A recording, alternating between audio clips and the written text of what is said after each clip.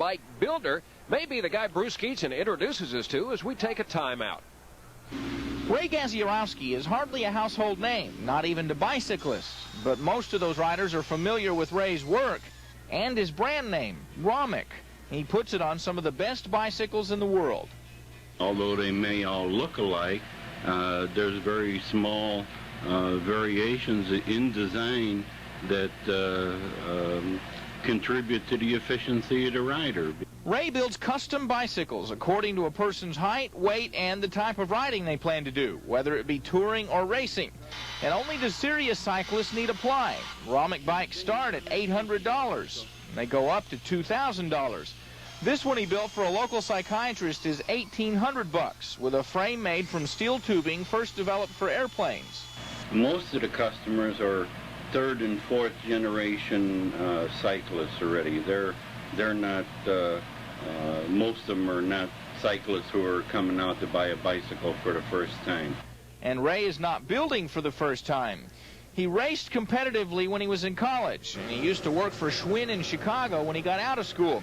Then he went to AMF in Little Rock, and in '73 he moved to Houston to open his own shop. Most of the custom bicycle makers are in Europe. You order one from them, it could take you as long as a year to get it. But here, Ray and his company turn out custom bicycles in 1 to 2 weeks. And it's a top-of-the-line product. 7 coats of Imron paint, flattened spokes to cut down on wind resistance, a suede seat, and on and on. Romic puts out between 300 and 500 of these a year, many of them to triathletes and international racers. Earlier this week, he sent 5 display models to European bike shows in Milan, Paris, and Cologne. But he doesn't expect any orders like the one he got recently from a man north of Houston. He wanted a 10-speed bike with hand brakes and shift levers and everything.